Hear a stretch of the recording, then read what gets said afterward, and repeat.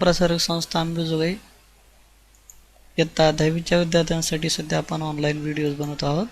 Science and technology part first यामधील first chapter आपण पाहतोय ग्रॅव्हिटेशन. त्याचा हा 7th पार्ट आपण या ठिकाणी पाहणार आहोत. या पार्टमध्ये आपण मास अँड वेट यामधला डिफरन्स पाहणार आहोत. व्यवहारामध्ये मास आणि वेट या दोन टर्म जरी आपण सारख्याच आहेत असं वापरत असलो तरी scientifically these two terms are different from each other. म्हणजे बऱ्याचशा वेळेस तुम्ही असं म्हणता की एखादी वस्तू घेतल्यानंतर त्या वस्तूचं वेट किती आहे, ओके, पण ॲक्च्युली ते वेट नसतं, it is a mass. Okay, तर या दोन्हीमधला डिफरन्स काय आहे आणि या दोन्ही टर्म नेमक्या काय आहेत याविषयीचा भाग आपण पाहूया.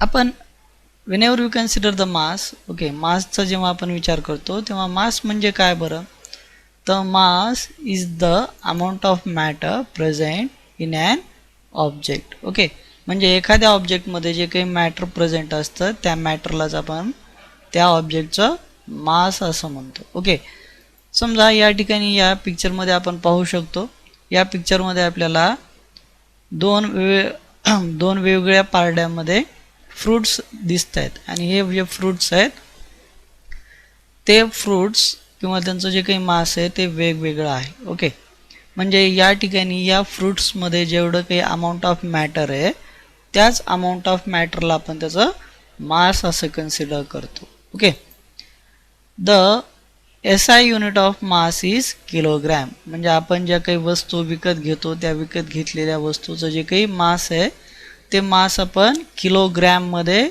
मेजर करतो. So the SI unit of mass is kilogram.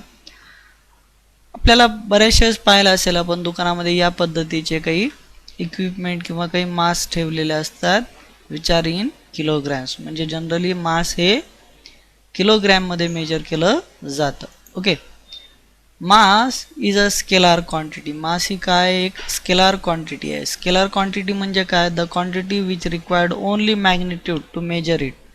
For example, whenever we consider the mass or whenever we consider the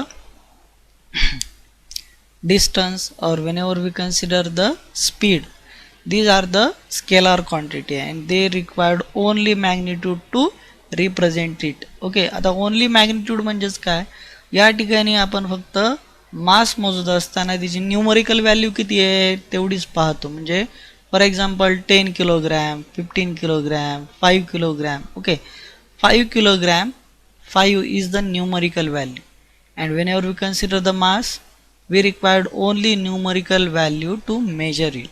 Okay, that's why mass is a scalar quantity. mass ही काय एक scalar quantity आहे. its value is same everywhere. म्हणजे मासची जी value आहे ती सगळीकडे सारखी आहे. its value does not change even when we go to another planet.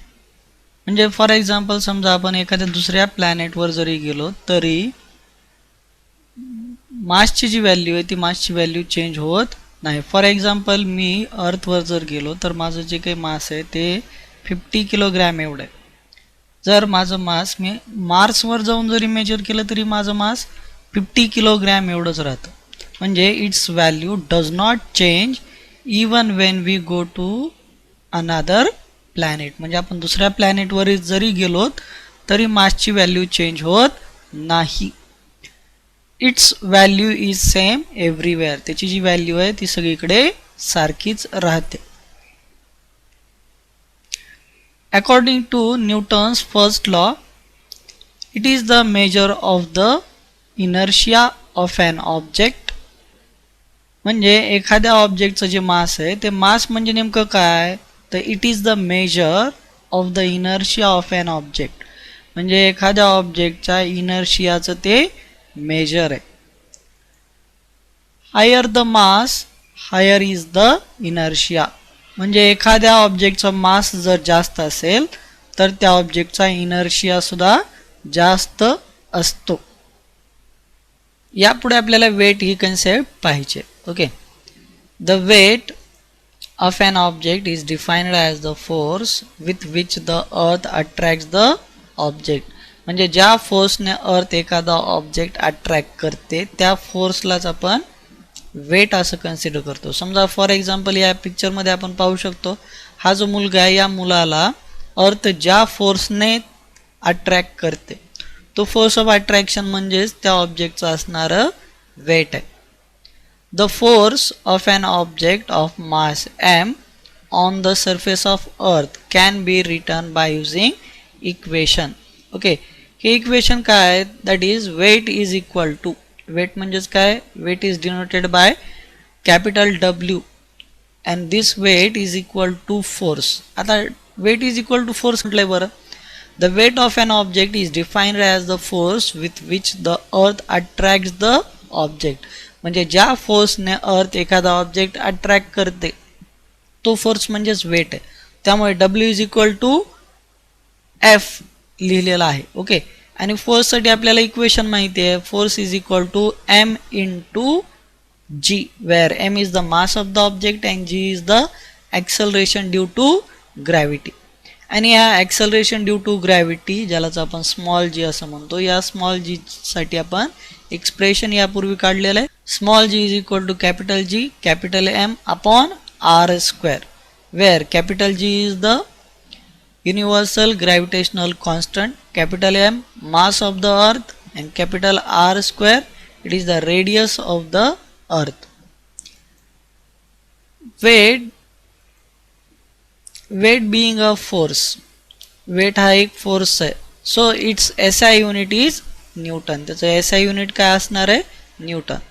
Also the weight being a force, weight हा एक फोर्स आहे, so weight is a vector quantity. Weight काय? एक वेक्टर क्वांटिटी आहे. And its direction is toward the centre of earth. म्हणजे या वेटची जी काही direction आहे ती डायरेक्शन नेहमी कुठे असते? Toward the centre of earth असते. As the value of G is not same everywhere, the weight of an object changes from place to place though it's mass is constant everywhere. म्हणजे एखाद्या ऑब्जेक्टचं mass constant आहे everywhere, but the weight will changes from place to place. म्हणजे त्या ऑब्जेक्टचं असणार जे weight आहे ते प्लेस टू प्लेस काय होणार आहे? चेंज होत जाणार आहे. फॉर एक्झाम्पल या ठिकाणी आपण जे पिक्चर पाहतोय या पिक्चरमध्ये एका ऑब्जेक्टचं weight on the surface of earth दिलेलं आहे, on the surface of moon दिलेलं आहे. ओके, तर the weight of the object will changes from place to place, but the mass always remains constant everywhere. Okay, म्हणजे या ठिकाणी या ऑब्जेक्टचं जे मास आहे ते कॉन्स्टंट राहणार आहे. चला पुढचा भाग पाहायचा आहे आपल्याला, differentiation between mass and weight. Mass आणि वेट मधलं जे काही डिफरन्सिएशन आहे ते आपण या ठिकाणी पाहणार आहोत. Difference between mass and weight. The quantity of matter in an object is called mass. त्याला आपण मास असं म्हणतो. आणि वेटचा जर विचार केला तर weight is the force by which the earth attract towards its centre. म्हणजे वेट हा एक फोर्स ऑफ अट्रॅक्शन आहे. Mass is a scalar quantity but weight is a vector quantity. Mass of a body is always constant everywhere in the universe. Mass हे सगळीकडे constant राहतं, पण वेटच्या बाबतीत weight of a body vary place to place and become zero on the center of the earth and far away from the earth surface. म्हणजे weight हे अर्थच्या सेंटरला zero होऊ शकतं किंवा अर्थपासून आपण इन्फिनाइट डिस्टन्सवर जर गेलो तर त्या ठिकाणी सुद्धा weight it will become zero. Mass of a moving body is, एखाद्या एखादा ऑब्जेक्ट जर मूव्हिंग असेल तर त्या मूव्हिंग ऑब्जेक्टचं जे काही मास आहे ते मास आपण M is equal to F upon A या फॉर्म्युल्याने कॅल्क्युलेट करू शकतो. The weight of a body is, weight is equal to formula आताच आपण पाहिला होता, weight is equal to M into G. Mass can be determined by ordinary balance. Mass एखाद्या ordinary बॅलन्सने आपण डिटेक्ट करू शकतो किंवा डिटरमाइन करू शकतो. ऑर्डिनरी बॅलन्स म्हणजे जे आपण बॅलन्स डे टू डे लाईफमध्ये यूज करतो. Okay, the weight of a body is measure by using spring balance. म्हणजे एखादा स्प्रिंग बॅलन्स जर असेल तर त्या स्प्रिंग बॅलन्सच्या सहाय्याने आपण वेट मेजर करू शकतो. unit of mass in a SI system is kilogram and unit of weight in a SI system is Newton. So these are the some differentiation between mass and weight. पुढची जी concept पाहणार आहोत आपण ती आहे free fall. आता free fall म्हणजे नेमकं काय? Whenever an object moves under the influence of the force of gravity alone, it is said to be the free falling or falling freely. ज्यालाच आपण फ्री फॉल असं म्हणतो किंवा the object is falling freely. म्हणजे for example आपण एखादा stone घेतलाय आणि हा स्टोन एखाद्या सर्टन हाईटवरून रिलीज केलाय. मग तो स्टोन काय होतो? It will falls down. तो खाली पडायला लागतो आणि तो खाली पडतोय म्हणजेच काय तर the object is falling freely. तो ऑब्जेक्ट फ्रीली फॉल होतोय. जसं या ठिकाणी एक स्काय जम्पर दिसतोय आणि हा स्पेसमध्ये ज्या पद्धतीने खाली होतो ओके किंवा एखाद्या सर्टन हाईटवरून जम्प मारल्यानंतर तो जसा खाली. Thus the released stone is in free fall. In free fall, the initial velocity of the object is 0 and goes on increasing due to the acceleration due to gravity of the earth. या example मध्ये सुद्धा पाहू शकतो आपण हा जो object आहे या ऑब्जेक्टची जी काही इनिशियल वेलॉसिटी आहे ती 0 मीटर पर सेकंद आहे. आता फ्री फॉल म्हणजे नेमकं काय बरं? Whenever an object moves under the influence of the force of gravity alone, it is said to be falling freely. म्हणजे एखादा ऑब्जेक्ट जर एखाद्या सर्टन हाईटवरून खाली पडत असेल आणि खाली पडत असताना त्यावर फक्त एकच फोर्स ॲक्ट होत असेल जो असेल ग्रॅव्हिटेशनल फोर्स ऑफ अट्रॅक्शन. म्हणजे फॉर एक्झाम्पल या ठिकाणी एक तुम्हाला हा स्काय जम्पर दिसतोय आणि हा स्काय जम्पर जेव्हा एखाद्या प्लेनमधून जम्प करतो तेव्हा तो खाली पडताना त्यावर फक्त एकच फोर्स ॲक्ट होतो. तो फोर्स म्हणजे ग्रॅव्हिटेशनल फोर्स ऑफ अट्रॅक्शन. ज्यामुळे हा जो ऑब्जेक्ट आहे तो ऑब्जेक्ट फ्रीली फॉलिंग असतो किंवा फॉलिंग फ्रीली. तो खाली पडताना एकदम फ्रीली फॉल होतो. Okay. Thus the released stone in a free fall. म्हणजे फॉर एक्झाम्पल आपण जर एखादा स्टोन घेतला आणि तो स्टोन एखाद्या सर्टन हाईटवरून आपण रिलीज केला तर तो रिलीज केल्यानंतर काय होतो? तो एकदम फ्रीली फॉल होतो किंवा खाली पडताना एकदम फ्रीली फॉल होतो. Okay. Thus the released stone is in a free fall. म्हणजे आपण एखाद्या सर्टन हाईटवरून जर स्टोन रिलीज केला तर तो रिलीज केलेला स्टोन खालच्या दिशेने पडतो. तर ती जी स्टेट असेल किंवा ती जी कंडिशन असेल इट इज फ्री फॉल. त्यालाच आपण काय म्हणतो? Free fall. In free fall the initial velocity of the object is 0. म्हणजे फ्री फॉलमध्ये एखाद्या ऑब्जेक्टची जी काही इनिशियल वेलॉसिटी आहे ती कशी असते? 0 असते. And goes on increasing due to the acceleration due to gravity of the earth. म्हणजे एखादा ऑब्जेक्ट जर आपण सर्टन हाईटवरून रिलीज केला तर त्याची इनिशियल वेलॉसिटी 0 आहे. But that initial velocity goes on increasing. त्याची इनिशियल वेलॉसिटी इन्क्रीज व्हायला लागते किंवा त्याची वेलॉसिटी ग्रॅज्युअली इन्क्रीज व्हायला लागते due to the acceleration due to gravity of earth. Acceleration due to gravity of earth त्यावर ॲक्ट होते त्यामुळे त्याची velocity goes on increasing. Okay. या ठिकाणी सुद्धा आपण पाहू शकतो हा जो काही स्टोन आहे तो स्टोन एका सर्टन हाईटवरून रिलीज केला आहे. रिलीज करत असताना याची initial velocity 0 metre per second आहे. After 1 second it become 9.8 metre per second. 2 second after 2 second 19.6 metre per second. After 5 second it become 49.0 metre per second. Okay. म्हणजे एखादा ऑब्जेक्ट जेव्हा आपण फ्री फॉलमध्ये इनिशियल पॉईंटवरून रिलीज करतो तेव्हा तिची इनिशियल वेलॉसिटी 0 आहे and that velocity goes on increasing. त्याची वेलॉसिटी इन्क्रीज व्हायला लागते due to the acceleration due to gravity.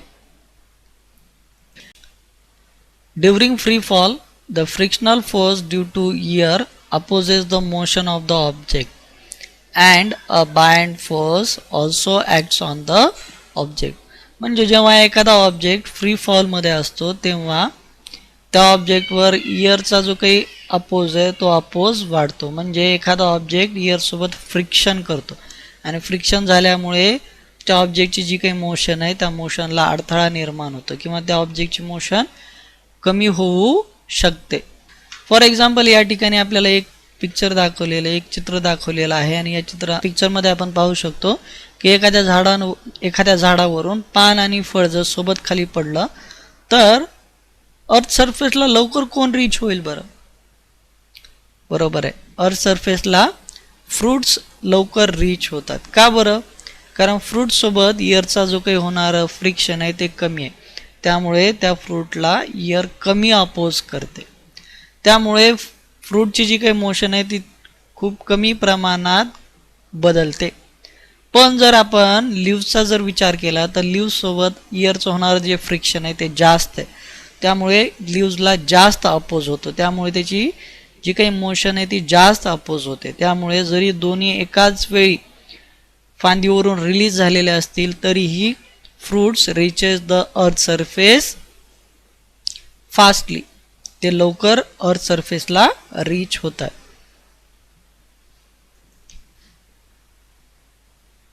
Thus true free fall is possible only in vacuum. म्हणजे ट्रू फ्री फॉल जो आहे तो फक्त व्हॅक्यूम मध्येच घडून येऊ शकतो, तो अर्थ सरफेसवर घडून येणार नाही. का बरं घडून येणार नाही? कारण अर्थ सरफेसवर आपल्याला माहिती आहे earth is surrounded by the atmosphere आणि ॲटमॉस्फिअरमध्ये various gases are there, layers of airs are there आणि या इयर्ससोबत होणार जे फ्रिक्शन आहे त्या फ्रिक्शनमुळे free fall is not possible on the earth surface. तो अर्थ सरफेसवर पॉसिबल आहे का? नाही आहे. मग ट्रू फ्री फॉल जो आहे it is possible only in vacuum, तो व्हॅक्यूममध्ये फक्त घडून येऊ शकतो. फॉर एक्झाम्पल या ठिकाणी आपण एक चेंबर घेतला आणि या चेंबरमध्ये व्हॅक्यूम प्रोड्यूस केलेला आहे आणि या व्हॅक्यूममध्ये जर समजा आपण दोन ऑब्जेक्ट एका सर्टन हाईटवरून एकाच वेळी रिलीज केले तर ते दोन्ही ऑब्जेक्ट एकाच वेळी सरफेसला रीच होतात. It is an example of true free fall. ते एक्झाम्पल कशाचं आहे? ट्रू फ्री फॉलचं आहे. For a freely falling object the velocity on reaching the earth and the time taken for it can be calculated by using the Newton's equation. म्हणजे एखादा freely falling object जर असेल तर तो फ्रीली फॉलिंग ऑब्जेक्ट अर्थ सरफेसला केव्हा reach होईल किंवा रीच होत असताना त्याची फायनल वेलॉसिटी काय असेल ते आपण न्यूटन्स इक्वेशन ऑफ मोशनवरून कॅल्क्युलेट करू शकतो. For free fall the initial velocity of the object that is u is equal to 0 and the acceleration a is equal to g. म्हणजे जर एखादा ऑब्जेक्ट फ्रीली फॉलिंग असेल त्याची इनिशियल वेलॉसिटी नेहमी आपण 0 कन्सिडर करतो. ओके, आणि acceleration due to gravity act होत असल्यामुळे या ठिकाणी ॲक्सेलरेशनच्या ऐवजी आपण स्मॉल जी कन्सिडर करतो. A is equal to small g. Thus we can write the equation as. आपण याचे इक्वेशन या पद्धतीने लिहू शकतो, पण ते इक्वेशन लिहिण्यापूर्वी या ठिकाणी आपल्याला हा एक ऑब्जेक्ट दाखवला आहे. या ऑब्जेक्टची इनिशियल वेलॉसिटी 0 दाखवलेली आहे आणि याची जी इनिशियल वेलॉसिटी 0 आहे, but after release the velocity of the object will increases. त्याची वेलॉसिटी इन्क्रीज व्हायला लागते. आता न्यूटनचे जे काही मोशनचे जे इक्वेशन्स आहेत ते इक्वेशन या पद्धतीने आपल्याला लिहिता येऊ. Thus we can write the equation as. याचे जे इक्वेशन्स आहेत ते इक्वेशन आपण या पद्धतीने लिहू शकतो. v is equal to g t, s is equal to half g t square and v square is equal to 2gs. V square is equal to 2gs. या पद्धतीने आपल्याला ही इक्वेशन लिहिता येऊ शकते.